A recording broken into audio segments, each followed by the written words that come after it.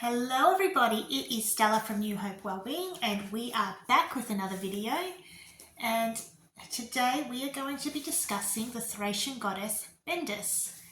Before we get into that, I hope everybody got to enjoy the wonderful full moon a couple of nights ago. Sorry, just had to think then. I was up my time at 2:53 a.m. to do my meditations with it. So I do hope everybody else also got to enjoy some of that powerful full moon energy as well. Anyway, so back to today's video. So today we are talking about Bendis, who is the Thracian and Thracian goddess of the moon, forests, charms, love, and maternity. She corresponds with Artemis in Greek mythology or Diana in Roman mythology. Herodotus wrote that this goddess is adored by the Thracian women, and her cult survived during the period of Roman occupation in the form of the Roman goddess Diana, I should say. And you will come to find that this is what happens with a lot of the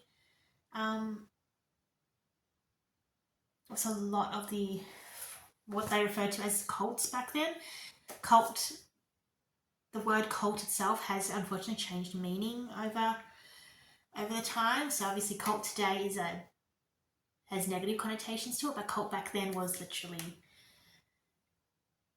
a faith-based practice or a faith-based religion, I guess you could say. So what you would find a lot of the time is, as one civilization fell, another civilization rose, the former civilization's gods and goddesses would then transform into the new ones and they'd merge and assimilate together. So this is what happened with Bendis when Rome occupied the Thracian region. The Greeks identified her with the goddess Artemis, Hecate, and Selene. Bendis may have been the same as the Thracian goddess Coitis, and was worshipped with the Bacchic-like orgies in the wilds of Thrace, which is the worship of Dionysus. She's often represented holding two spears. Apart from areas adjacent to Thrace, the cult of Bendis gained prominence in Athens at the outbreak of the Peloponnese War. The Athenians allowed the founding of a sanctuary for the goddess and shortly afterward created a state festival, the Bendidia, for her. The first celebration was held on the 19th of May or June 429 BC at the Piraeus, the seaport of Athens. The festival included two processions, a torch race on horseback, and a vigil. It provided the dramatic setting for Plato's Republic. Introduced to Attica in around 430 BC, she embodies a fascinating blend of Thracian and Greek traditions, reflecting the cultural exchange and integration of beliefs between Thrace and Athens. While much about her character remains a mystery, Bendis continues to intrigue as a symbol of Thracian spirituality woven in the fabric of the Hellenic worship. So once again, we see that blending of the two cultures as they partake in exchanges with each other, through war, business, trade, etc. Little is known about Bendis's family lineage. She's often associated with other prominent deities linked to the moon and wilderness, such as Artemis, Hecate, and Selene. Unlike many deities with detailed family connections, her mythology centers on her independence instead of her place in a broader divine family. In Thracian tradition, she sometimes appears as a daughter of a great earth mother, giving her a rooted connection to nature and fertility. Her ties with figures like Artemis reflect a shared legacy of lunar symbolism and deep association with the natural world. Her similarities with the deities Persephone and the Thracian goddess Coitis further illustrate her nature, illustrate her nature of worship.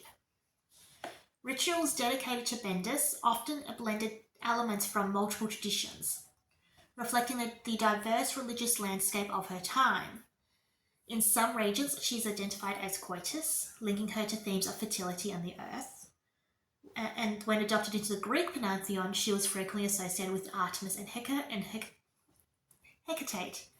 reinforcing her ties to hunting, witchcraft, and lunar symbolism. These various names and connections emphasize Bendis' ability and lasting significance across different cultures and historical periods.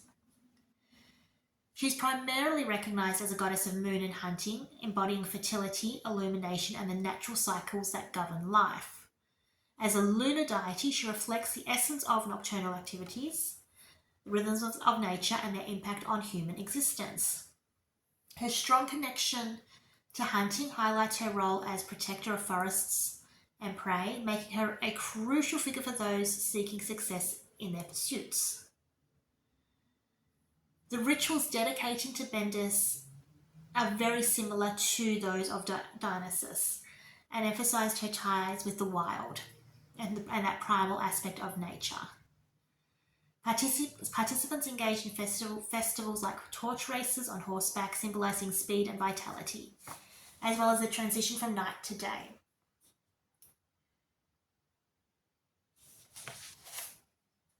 Now this is the following from a Greek text about Bendis. It's from Plato's Republica. And it says, Socrates, I went down yesterday to the port of Piraeus with Glaucon, the son of Ariston, to pay my devotions to the goddess Bendis, and also because I wished to see how they would conduct the festival, since this was an inauguration. I thought the procession of the citizens was fine, but it was no better than the show made by the marching of the Thracian contingent. After we had said our prayers and seen the spectacle, we were starting for town. Do you mean to say, interposed Adamantius, that you haven't heard that there is to be a torchlight race this evening on horseback in honour of the goddess? On horseback, said I. This is a new idea. Will they carry torches and pass them along to one another as they race with the horses? Or how do you mean? That's the way of it, said Polemarchos. And besides, there is to be a night festival, which will be worth seeing.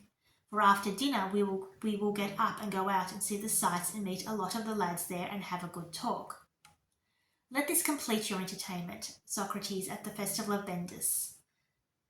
A feast furnished for you.